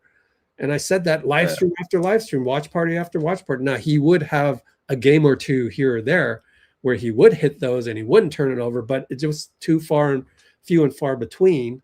So this is how you just kind of, work with the cap sheet. That's why I never really argue about these veterans minimum that hard. Like, what's the point? These are all veterans minimums. You just, at what point are you going to trust Dunleavy that his decision was a good one? And do we have time to look over all this G League tape or, college tape for these veterans minimums? Like, just the need to get those ones right is a little bit too needy. Like, whoever you pick, all right, even if it's Kelly Olynyk, it's just like, okay, let me figure out why you did that rather than like just hammer you on Brandon Williams, because we don't know what's happened with Brandon Williams. They're just like, way more variability there, even more so, I think, than like Jonathan Kuminga. You know, there's just, the lower you go down the totem pole, the more possibilities there are. So why throw Dunleavy under the bus when there's so many possibilities for this veterans minimum? It doesn't have to be LJ Cryer from a transaction standpoint. Well, that's another thing about analytics. Actually, I personally view analytics as being a wonderful thing for role players and things like that. I'm not going to tell Michael Jordan, "Hey, you're taking too many mid-range jumpers," but I don't think I want Judd Bushler taking a turnaround fadeaway 15-footer if he can get a corner shot from free. You know what I mean? So I think Dunleavy's been excellent in terms of second round guys. Most of the minimums that we've signed, pulling kind of pulling a rabbit out of his hat. On a lot of these, moves sort of on the margins of the team. The very small. I mean, the salaries are big enough for me. I would love to get that, but in the NBA context, a small salary move. Yeah.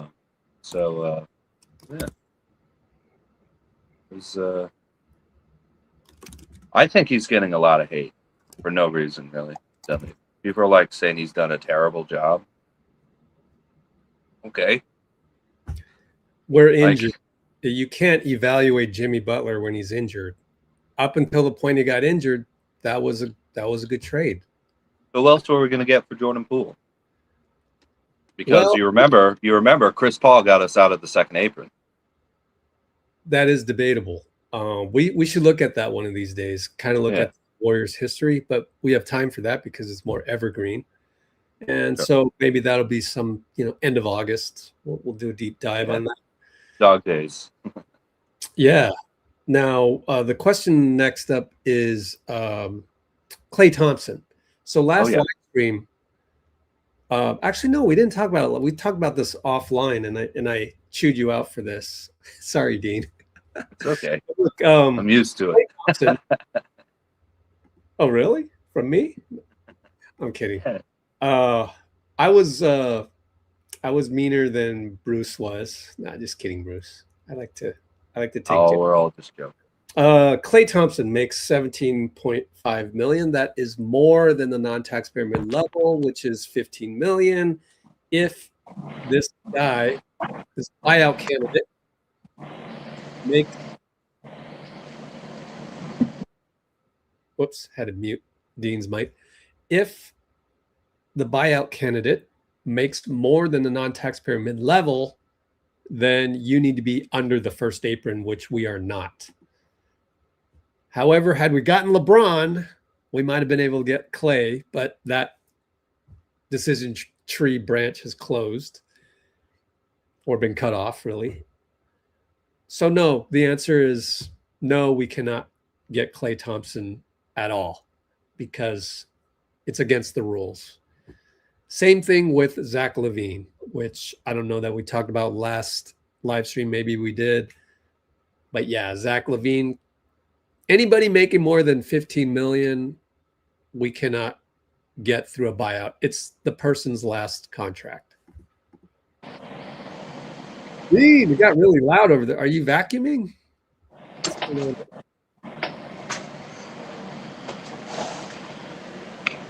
That's loud. I had to mute you, Dean, real quick.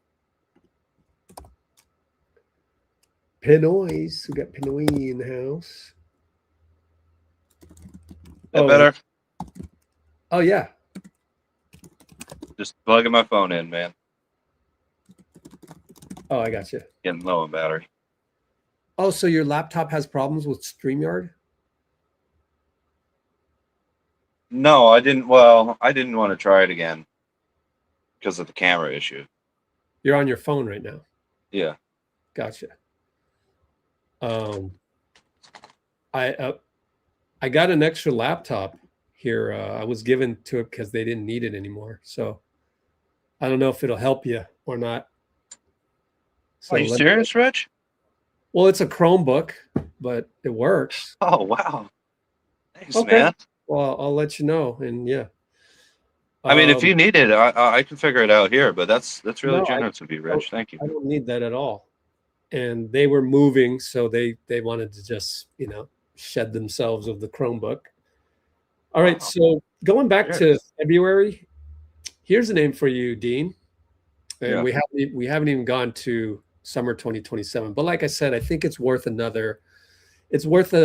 me to take a stab at the spreadsheet first to see how we would really fit Cat or Jokic if that opportunity came up, and what kind of discount we would need Steph to take, and other people, Draymond and Jimmy perhaps. So for now, let's just focus on February, and I'll update the title later to just focus on February. Cam Johnson. Well, some of these can apply to also summer as well, but Cam Johnson makes a Porziņģis-like salary, and then I look, if you're trading Porziņģis for Cam Johnson, and it's to Denver so that they'd have like Porziņģis Jokic, I think they would want a draft pick out of that, and I don't know. I'm sorry. Can you say that one more time? Would you trade Porziņģis for Cam Johnson at the February deadline if the situation called for that? Isn't he a free agent? He's gonna be. Yeah, so let's just sign him with the one of the two other. Yeah. So there you go. Right? You wouldn't do that because his salary's coming off the books. So the more and more we look at this, it feels like this is really going to be a summer 2027 thing rather than February. Also, Jokic and Porziņģis as your front court with Lendeborg and Jimmy and Steph. Oh, you mean for our offseason, not Denver? Yeah. So I think we're getting to the situation where a trade in February, first of all, it's probably Porziņģis and or Melton. And who out there wants Melton? I don't know. But Porziņģis, we would have to rehabilitate him. Otherwise, you'd have to send out a pick along with that trade. I think all signs are pointing towards, because then otherwise you're getting a guy like, let's say, Jabari Smith, and he's got a long-term contract. So you have to be fairly confident. Again, Porziņģis is only guaranteed $3 million next year. Exactly. No matter what, if things go well, $20 million is not a huge contract. And if things don't go well, and it's an easy Band-Aid to rip off, if we're being honest. I think we're coming to the conclusion that every Warriors fan here should really just try and hope for the best health. That's number one. Absolutely, of course. We can all get together and send our energy to healing these guys and protecting them from any further injury. I would like to have 1 year other than 2015 where we're healthy. That would be nice.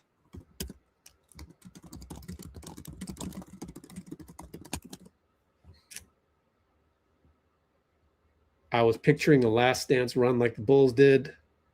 Would have been cool with, yeah. Hey, look, the way I look at Klay leaving us, man, he got a pretty decent offer from us. Originally, it was like $24 million. And then he said, no, I'm going to gamble on myself. At least that's how I recall things went down. We'll do a late August or early September live on this after I've done research and confirmed everything. But then the year goes by. Obviously, Warriors Twitter would have you believe it was a horrendous year for the Warriors. It wasn't horrendous, but part of it was that 2025. whenever he left. So 2023, 24, right? That wasn't a horrendous year, was it? Anyway. 24 was pretty bad. We didn't have a draft pick and we lost to the Kings. We lost to the Kings, thank you. Oh, and Klay went 0 for 10. Yeah. So it was 25 was pretty good, though. We got Jimmy and... Yeah, 24 was pretty bad, but everybody forgets to, I don't want to use the word blame, but Steph played terribly against Keon Ellis. Sorry. I mean, he does that against new guys he hasn't played before that want to take him down that first time. That's true. That's true. Yeah. It was a horrible game. Anyway, Klay left because he got an offer you can't refuse. There's no one on the planet that wouldn't want to go play with Kyrie and Luka after they went to the finals. That's a dream deal.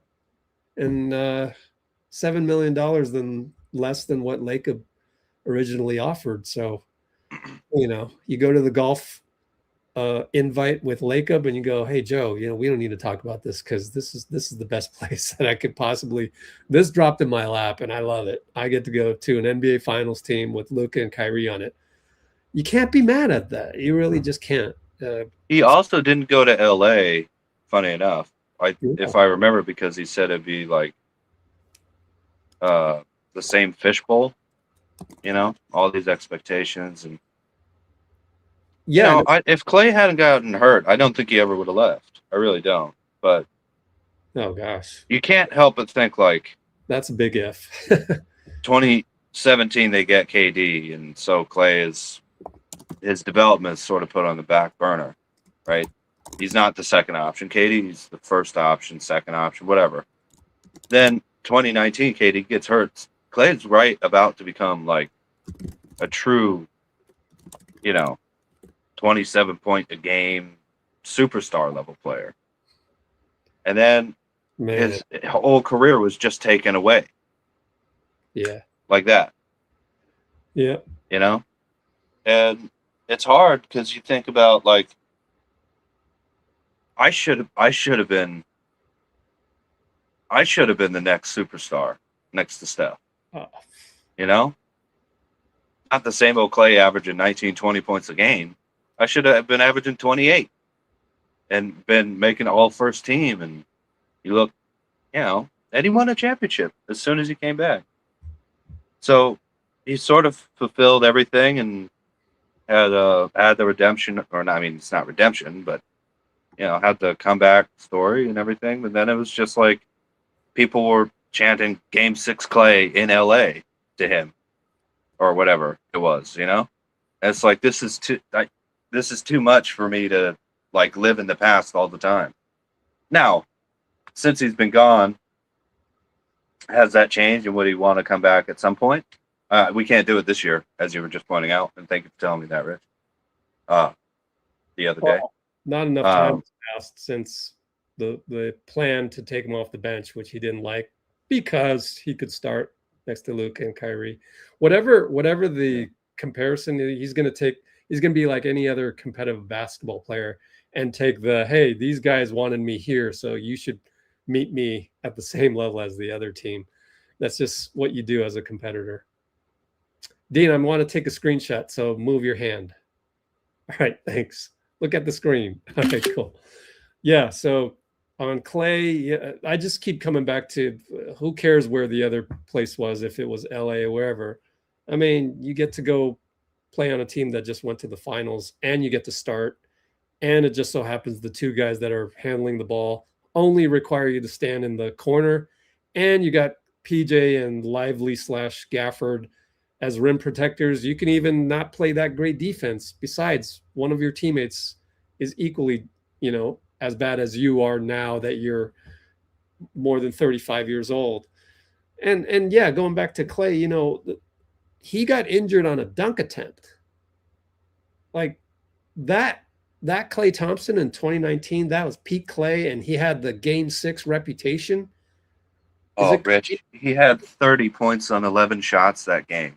Is it crazy for me to say the following based on his playoffs and finals performances? I believe peak Klay was the best, like better than Ray Allen, just due to the amount of championships Klay won and the amount of playoff games he won like single-handedly. Ray Allen can always have, his own 7, and he's way up there. But I'm just sitting here going, peak Klay was actually better than peak Ray Allen, or at least. Well, peak Ray Allen was never on a good team. He was already sort of old by the time he was on the Celtics. There you go. What I think though is that, to me, Klay is the greatest 3-and-D player ever. Just those two things. He's a better defender than all the other 3-point shooters. He's a better 3-point shooter than all the other great defenders. Oh, you got something there. Oh, wow, Dean. But I think he could have reached another level. Yeah. And it just got taken away from him. Twice. In a row. Anyway. Poor guy, man. You know what? I think we got to end Rest on in peace, Rocco. Yeah. I think I want to rest in peace. Who? Rocco, yeah. And shout out Rusty Simmons. If it weren't for his article on Rocco eons ago, okay, maybe eventually people would have found out about Rocco, but he was the first one to do an article on Rocco. And Rusty Simmons is somewhere out there doing something. It's not sports journalism, but one of the greatest, in my opinion, one of the greatest Warriors beat writers ever, Rusty Simmons. Oh, Bruce says Klay Thompson next time as a Warrior will be in Springfield. You never know. Klay might come back for a 1-year contract. Statue. Next year. Yeah, maybe. But definitely he's going to have a statue. And who's going to be on that statue? Rocco. And a boat. Can they do that in a statue? Put a boat? Let's put a little wave behind him. Captain's Flash hat. Brothers type of, yeah. Was captain's hat. Hold on. Put a little scaffolding on the side, Oh, where'd I put the hat, man? No one wants the bitter X. Are you using humor as a defense mechanism, Bruce? Well, I can't find my captain's hat. Dang, remember? I wore that on Klay Day. Yeah.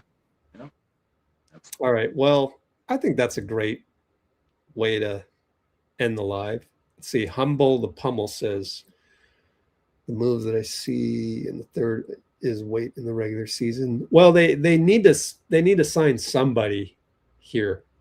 Like, it's the 13th spot in order of salaries. The rookie minimum, it doesn't matter. You can leave that blank all season long if you wanted to, I think. And so who is this one guy that's remaining? So apparently the reports have Brandon Williams, Kelly Olynyk, Gabe Vincent, and Williams said, how about Dalen Terry? Oh, cool. I like that one too. So we'll see. By the way, that'll be the exciting. One of the reasons Rich has a different number, maybe, than what you saw Gary Payton get signed for, is that for veterans minimum contracts over a certain number of years, if they're only 1 year in length, right? LeBron signed 2 years. But if they're only 1 year in length, that is all the team has to pay is $2,449,421, and the NBA makes up the difference from their own coffers, I believe. So if you're seeing a different number out there, Rich didn't get it wrong. This is the cap hit to the team. Just to let you know. See, we knew it. Bruce doesn't like the idea of Kelly Olynyk. We know you, Bruce. We knew you wouldn't like that, man. Guess the wifey called him. Yeah. Distracting him from us Warriors duties. What did I put, Klay? Ah, man, miss you, Klay. Yeah. Yeah, there's a viral video of him. I'm sure you can just go look at Klay Thompson tags and find him. Or maybe not. He might have that turned off on Instagram, but there's some dude walking around on the street. Hey, how'd you make your millions? And it happened to be Klay. that was targeted for that. He's always just in some random person's video walking around the streets. Yeah, it's great. Well, thanks, Dean, for hopping on. Absolutely. We're going to end it there. We're almost at 2 hours. Is there anything else you want to talk about for maybe just 5 more minutes? We got it. We always kind of like Steph not leaving the gym until he makes the last shot, which is absolutely fact. He can't leave unless he hits the last shot. We can't leave unless we cross a significant barrier. It's got to be a nice even number. Yeah. Yeah. Hey, look, the poll, 26 votes, very optimistic. Assume Kristaps is 100%. Hey, we're going to go 23 and 15 again, even without Jimmy and Moody. Well, with a healthy Kristaps, I mean, yeah, that is again. Steph and Kristaps have barely played together. I know. You know?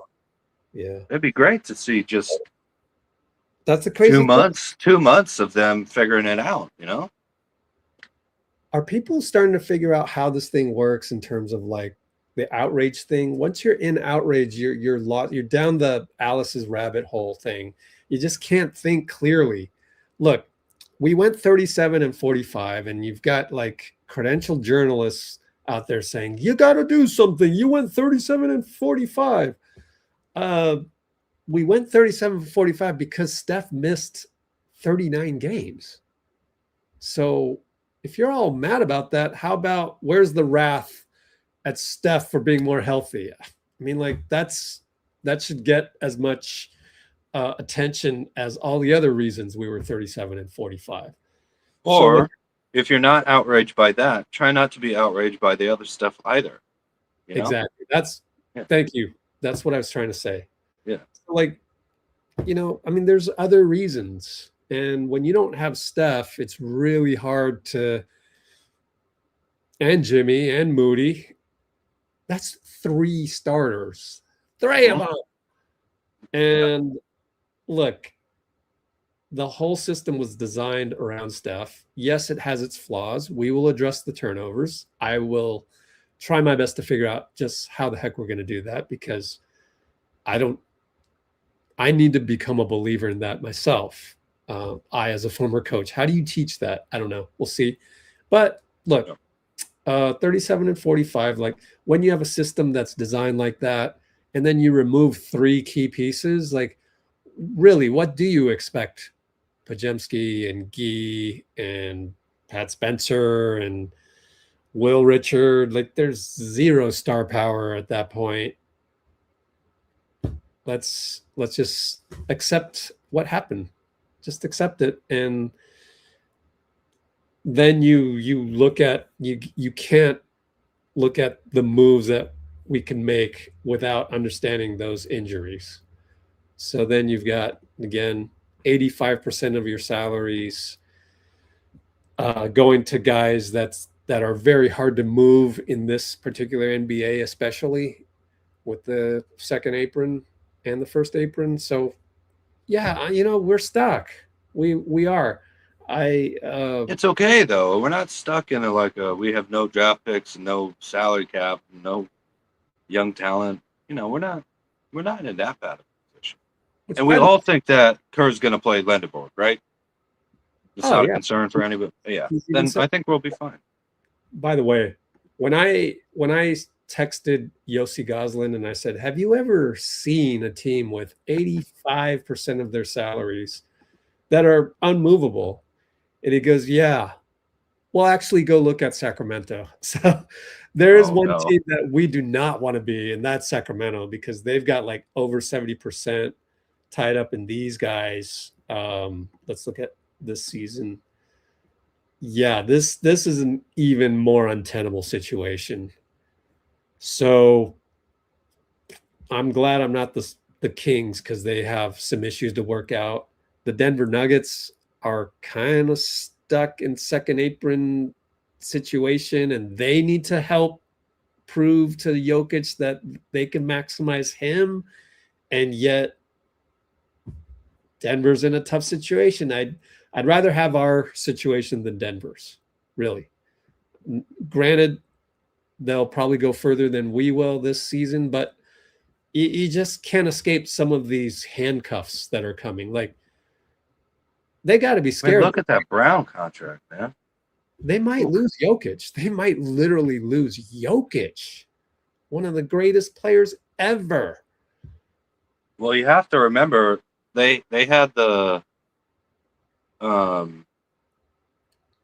I mean, not only was Jokic winning MVPs or close to winning MVP, you know, top 1 or 2 from 21 onward, but really that the window so far has been 2020 in the bubble when they made the conference finals to last year at least. All MVP caliber finishes from Jokic, and they made one conference finals in the bubble and then another and won a championship, obviously in 23. But you know, the last 2 years they flamed out in horrible fashion in Game 7 in the second round, right? Before this year, in which they went down 1-3 to the Timberwolves, right? So they had 2 Game 7 losses, one against Minnesota, the next against Thunder, in which they played absolutely terribly. And then they lost. I mean, that was one of the worst losses I've ever seen an MVP caliber player have ever. Last year against the Timberwolves. So they don't have 6 finals and 4 championships and years of being in the second apron and succeeding like the Warriors have with Steph, Dre, and all that. You know, so I don't think it's completely unrealistic us talking about being a player for Jokic. Is it going to happen? It's not super likely, but also, you know, what other team can really offer him money and championship experience? You know, you're laughing. What is it, Rich? Oh, I'm just responding to Bruce. Oh, Sith Lord. Anyway, I noticed that the screenshot I took of us with Humble the Pummel's comment was crappy because I wasn't smiling. So let's try that again. Ready, Dean? Smile. Thanks, Humble. Thanks, Bruce. We shall joust. 2 hours. We Free shall content. Leave a like. We shall have a lightsaber duel next time, Bruce. Yeah. And next live is going to be the Valkyries game. So I'm trying to get back on the saddle with Valkyries, but it's still hard because I want to turn our last 2 live streams, Dean, I want to turn into like video essays. And I think we've actually got at least 3 because we talked about Klay. Oh, and I love what we had to say about Klay as well. So, but the next live will be tomorrow, 7 o'clock. Toronto Tempo are going to go down 2 times in a row. Nah, last time we had a home and home we lost, and that one we should have won as well. So tomorrow is Tuesday. It's August 4th, and the game's at what, 7? Yep, 7 o'clock. So see you guys tomorrow, hopefully. And yeah, Valkyrie stuff coming up. Thanks, Dean. I'll bug you later this month. Right? I'll bug you later this month to come on the live again and Oh yeah, I love it. Talk about with spreadsheets and with their numbers plugged in, and maybe you can do a little research if you have some downtime. Like, what is Nikola's next contract supposed to look like after 59 million, and Cat as well. So go look that up, and I'll also go read like Yossi Goslin and how he pieced together the official step 1, step 2, step 3 of the Lakers hitting the reset button, a soft reset button to build around Luka and Reeves. There were procedural steps you needed to do there to stay under the cap and the tax. So we would need to figure those out as well. But yeah, then we can do that awesome spreadsheet where Steph, Jimmy, Draymond, and anybody else take the LeBron minimum. Absolutely. Did I miss somebody? There's somebody else. No, I don't think so. Steph, Jimmy, Dre? Klay. Oh, Klay. Right. I hadn't added that one on. Yeah, why not? Why not? We can always use the shooting. All right, have a good one. Okay. So just us 1, 2, 3, Brate, and let's go Warriors. GSV Go Valks coming up, and yeah, we got to figure out a new intro, Dean. So let's end the poll in there and take a screenshot. A very optimistic crowd on that front. Thank you for being that way. I really appreciate it. Yeah, all of you. So until tomorrow, and I'm going to take a quick screenshot of that before we say goodbye. All right. Drive safe, Dean, when you're out there, and we'll see you whenever we see you. And have a good one, everybody.